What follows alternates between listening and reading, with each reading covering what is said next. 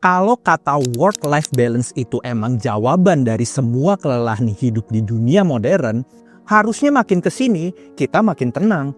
Harusnya makin jarang orang yang ngerasa hidupnya kosong. Harusnya makin sedikit orang yang bangun tiap pagi dengan dada sesak tapi tetap maksa jalan buat kerja. Tapi faktanya kan justru kebalikannya. Banyak dari kita kerja terus tapi nggak pernah bener-bener ngerasa cukup. Libur sebentar malah muncul rasa bersalah. Lagi istirahat tapi pikiran tetap kerja. Lagi kerja tapi ngerasa hidup lewat gitu aja. Dan di titik ini, gue pengen kita berhenti sebentar dan jujur sama diri sendiri. Jangan-jangan yang bikin kita capek itu bukan karena kita malas. Bukan juga karena kita kurang disiplin. Bukan juga karena kita kurang bersyukur. Tapi karena sejak awal kita ngejar konsep hidup yang salah. Kita tumbuh dengan narasi bahwa hidup yang sehat itu adalah hidup yang seimbang. Kerja ada porsinya, hidup pribadi ada porsinya. Seolah-olah itu hidup bisa ditimbang, dibagi rata lalu selesai semua. Tapi realitanya hidup kan gak sesederhana itu juga. Hidup itu dinamis, naik turun, kadang berat di satu sisi, kadang condong ke sisi lainnya. Dan ketika realita hidup kita gak sesuai dengan gambaran seimbang itu, kita mulai menyalahkan diri sendiri. Kita ngerasa gagal, padahal mungkin yang gagal bukan hidup kita, tapi cara kita memahami dan memaknai hidup ini. Dan disinilah pertanyaan-pertanyaan pentingnya muncul. Apakah hidup itu emang harus selalu seimbang? Atau jangan-jangan hidup yang sehat itu bukan soal seimbang, tapi soal selaras. Selaras antara apa yang kita kerjakan dengan apa yang kita anggap penting, dan selaras antara capek yang kita rasain dengan arah dan tujuan yang sedang kita tuju. Karena ada capek yang bikin rusak, tapi ada juga capek yang masuk akal. Di video ini, gue gak mau ngajarin kita cara untuk mengatur waktu atau biar hidup kita lebih rapi. Kita akan bongkar satu konsep lama yang selama ini kita anggap benar, tapi diam-diam bikin banyak orang kelelahan. Nama gue Steffi Thomas dan selamat datang di Catatan Literasi. Work-life balance itu mitos. Yang ada cuman work-life harmony.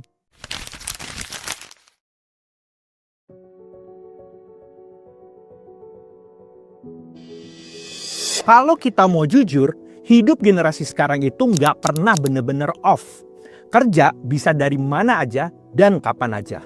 Bangun tidur, cek handphone, bukan cuma notifikasi dari temen, tapi juga chat soal kerjaan. Malam hari, weekend, pas lagi libur, selalu ada rasa, kalau ada yang penting gimana ya? Secara teknis, kita mungkin nggak kerja, tapi secara mental, pikiran kita tetap standby terus. Karena memang sistem hidup dan kerja di era postmodern ini emang udah berubah. WFH, hybrid, gig ekonomi, freelance, dan side hustle, semuanya bikin batas antara kerja dan hidup semakin tipis, kabur, bahkan nyaris hilang. Masalahnya, di tengah kondisi seperti ini, kita masih pakai standar hidup yang lama. Kita masih diajarin bahwa hidup yang ideal itu adalah hidup yang harus seimbang. Ada jam kerja, ada jam hidup, ada waktu produktif, dan ada waktu bahagia. Seolah-olah hidup bisa dipisah secara rapi kayak jadwal di kalender.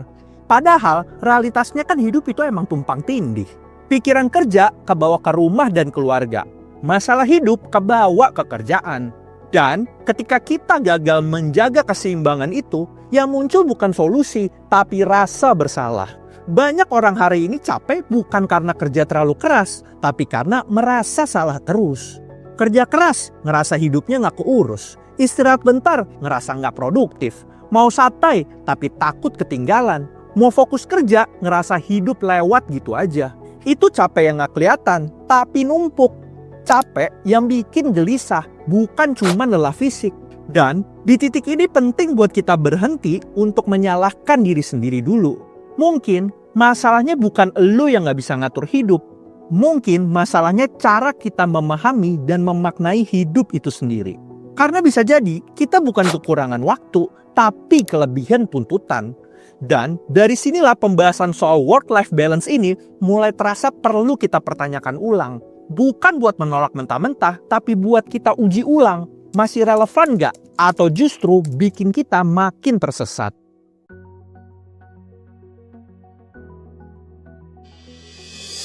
Sebelum kita jauh-jauh ngomongin solusi, kita perlu lurusin dulu satu hal penting. Sebenarnya, apa sih yang dimaksud dengan work-life balance itu? Work-life balance itu adalah gagasan bahwa hidup yang sehat itu bisa dicapai ketika waktu, energi, dan perhatian kita bisa dibagi secara proporsional antara kerja dan kehidupan personal. Konsep ini banyak muncul di literatur manajemen dan psikologi kerja sejak era industri modern ketika pola kerja masih stabil, jam kerja jelas, dan kehidupan relatif masih dapat kita prediksikan. Kerja ya kerja, pulang ya pulang, hidup selesai di luar kantor. Masalahnya, dunia yang melahirkan konsep itu kan udah berubah. Riset di bidang psikologi, organisasi, dan sosiologi kerja menunjukkan bahwa dunia kerja kita hari ini makin non-linear. Kerja tidak lagi terikat ruang dan waktu. Dan teknologi membuat kita bisa selalu terhubung, tapi juga membuat kita selalu tersedia. Banyak penelitian menyebut fenomena ini sebagai boundary blurring, batas antara kerja dan hidup yang semakin kabur. Akibatnya, pendekatan seimbang berbasis jam kerja mulai kehilangan relevansinya. Karena hidup modern gak bisa lagi dipisah secara rapi hanya dengan pembagian waktu.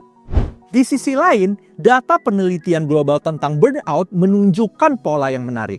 Burnout tidak selalu berkorelasi langsung dengan jam kerja yang panjang. Banyak studi menemukan bahwa faktor terbesar burnout justru adalah konflik nilai, kurangnya makna, dan rasa kehilangan kontrol. Orang bisa kerja lama tapi tetap sehat kalau merasa apa yang dikerjakannya selaras dengan nilai hidupnya.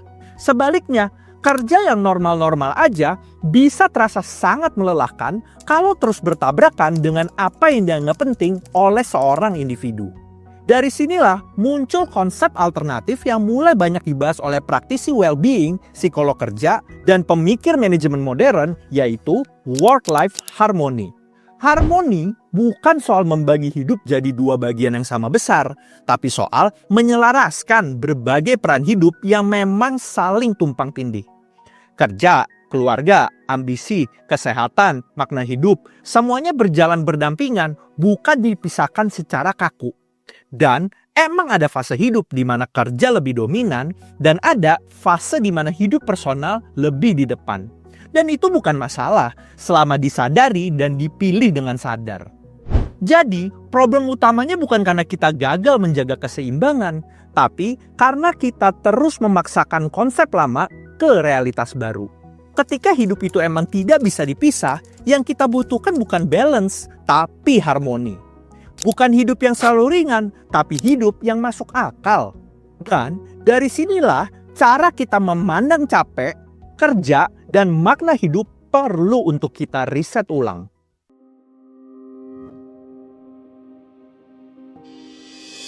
Masalah terbesar dari konsep work-life balance itu bukan karena niatnya buruk, tapi karena dampaknya yang sering tidak kita sadari. Pelan-pelan, tanpa sadar konsep ini bikin banyak orang merasa gagal. Padahal sebenarnya mereka cuma hidup di dunia yang gak seimbang. Ketika hidup kita lagi condong ke kerjaan, kita merasa bersalah karena kurang hidup. Tapi ketika kita lagi fokus ke kehidupan personal, kita merasa tertinggal, cemas, dan takut gak cukup produktif. Dimanapun kita berdiri, selalu ada rasa bersalah. Dan ini bukan rasa salah yang keras, tapi halus, nempel, dan menggerogoti. Masalah pertama, rasa gagal palsu. Banyak orang hari ini merasa hidupnya kacau bukan karena hidupnya benar-benar kacau, tapi karena tidak sesuai dengan standar hidup seimbang yang terus dinarasikan di mana-mana. Kita mulai ngukur diri kita pakai konsep yang bahkan gak realistis untuk dunia kita hari ini. Akhirnya muncul self-judgment yang terus-menerus. Kayaknya hidup kita udah gak beres nih. Padahal mungkin hidup lo cuma sedang berat aja di satu sisi, dan itu wajar. Masalah kedua, burnout yang sering salah alamat. Burnout sering dianggap cuma soal kerja yang kebanyakan. Padahal banyak orang burnout bukan karena terlalu sibuk, tapi karena capeknya tanpa makna. Capek yang gak nyambung sama nilai hidupnya. Dan capek yang gak jelas arahnya kemana. Dan ini yang jauh lebih berbahaya. Karena kita kelihatannya aja baik-baik di luar, tapi di dalam udah kosong. Masalah ketiga, self-care jadi semacam ilusi. Kita libur, kita jalan-jalan, kita healing, tapi tetap gelisah. Karena masalahnya bukan kurang diistirahat, tapi karena konflik batin yang gak selesai. Kita coba menenangkan diri tanpa pernah bertanya, sebenarnya gue lagi hidup ke arah mana ya? Kalau ini terus dibiarkan, dampaknya nyata. Bukan cuma capek fisik, tapi kehilangan arah. Kita bisa hidup sibuk bertahun-tahun, tapi tiba-tiba baru sadar, kok hidup gua berjalan kayak autopilot ya? Dan di titik ini, pertanyaan pentingnya bukan lagi gimana caranya hidup seimbang, tapi apakah hidup memang harus selalu seimbang? Apakah capek selalu tanda hidup yang salah? Dan apakah mungkin hidup itu tidak harus selalu seimbang, tapi tetap sehat, tetap waras, dan tetap bermakna? Kalau kita nggak berani menjawab pertanyaan-pertanyaan tadi, kita akan terus capek. Bukan karena hidup ini yang terlalu berat, tapi karena kita nggak benar-benar paham hidup apa yang sedang kita jalani ini.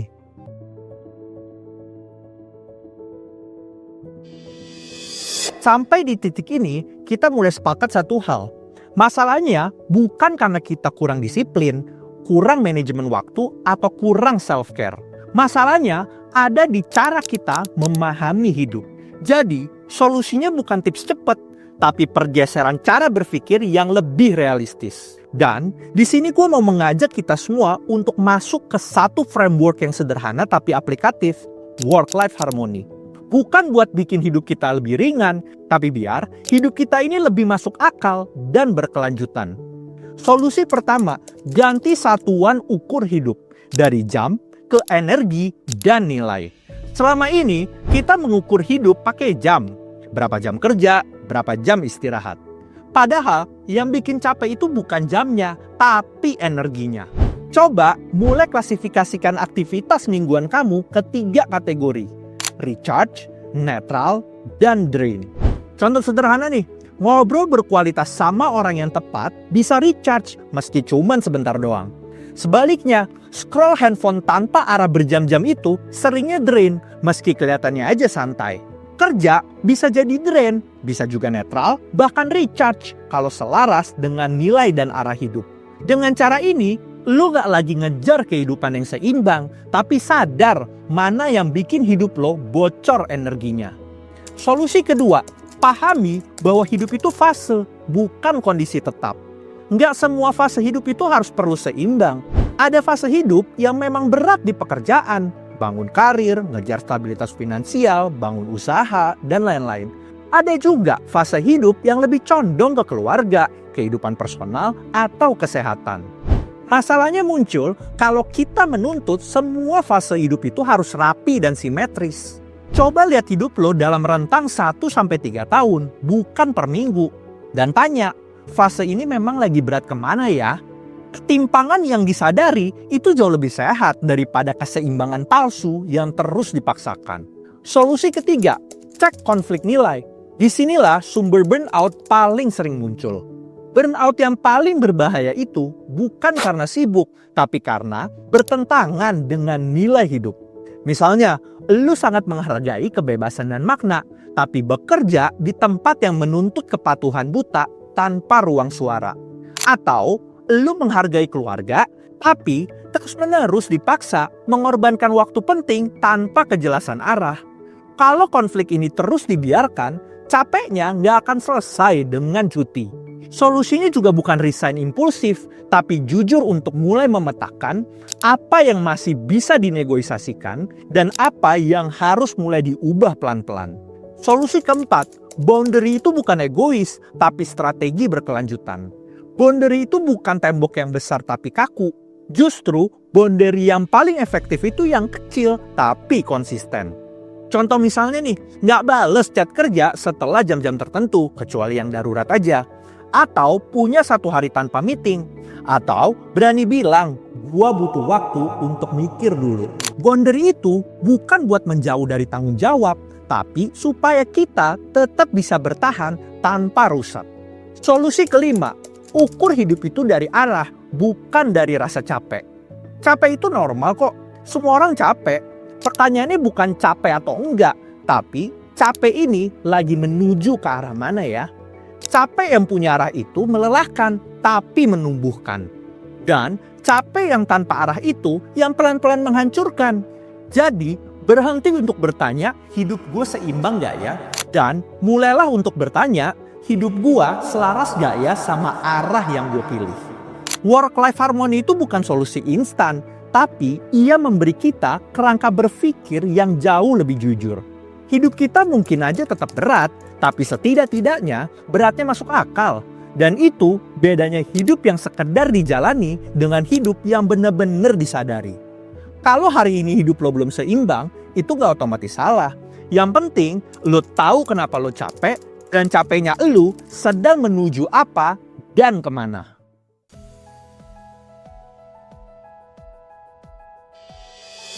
Kalau kita tarik dan lihat ulang semuanya, mungkin masalah kita bukan karena hidup yang terlalu berat, tapi karena kita terlalu sering memaksakan hidup untuk terlihat rapi. Kita hidup di dunia yang kompleks, tapi masih menuntut diri sendiri untuk selalu seimbang. Padahal hidup itu kan jarang yang simetris, dan mungkin emang tidak seharusnya begitu. Dalam filsafat klasik, Aristoteles pernah bilang soal eudaimonia. Hidup yang baik itu bukan hidup yang nyaman terus, tapi hidup yang selaras dengan tujuan dan kebajikan. Bukan soal membagi waktu secara adil, tapi soal hidup sesuai dengan apa yang kita anggap bernilai. Dari dulu, manusia sadar bahwa hidup yang bermakna itu seringkali berat, tapi masuk akal. Kalau kita masuk ke filsafat modern, Søren Kierkegaard pernah bilang bahwa kecemasan adalah bagian yang tak terpisahkan dari menjadi manusia. Hidup yang punya pilihan itu selalu membawa kegelisahan. Jadi, kalau lu capek, lu bingung, dan lu kadang ragu, itu bukan tanda lo gagal. Itu tanda lu hidup dan lu masih sadar. Yang berbahaya itu kan bukan rasa capeknya, tapi ketika kita hidup tanpa pernah mempertanyakan arah dan tujuannya. Lalu, Nietzsche juga mengingatkan satu hal yang penting. Manusia yang kuat itu bukan manusia yang hidupnya ringan, tapi manusia yang tahu mengapa ia menanggung bebannya. Capek itu jadi masalah bukan karena beratnya, tapi karena kosong maknanya. Kita mungkin harus mulai bisa berdamai dengan satu kenyataan sederhana. Hidup kita hari ini mungkin tidak selalu seimbang. Tapi selama ketimpangan itu disadari, dipilih, dan masih selaras dengan nilai hidup kita, itu bukan kegagalan, itu adalah sebuah fase. Jadi, pertanyaannya bukan lagi hidup gue seimbang gak ya? Tapi lebih jujur, hidup gue masih selaras atau enggak ya? Selaras dengan nilai gue, selaras dengan arah gue, dan selaras dengan fase hidup yang sedang gue jalani. Jadi, ingat satu hal ini. Hidup yang baik itu bukan hidup yang selalu ringan, tapi hidup yang jujur. Jujur sama kondisi, jujur sama nilai, dan sama arah yang lo pilih. Lo gak harus hidup ideal versi siapapun. Yang lo butuhkan cuman hidup yang masuk akal buat diri lo sendiri. Jadi, setelah video ini selesai, jangan langsung cari cara untuk memperbaiki semuanya. Cukup mulai dari satu pertanyaan kecil dulu ke diri lo sendiri.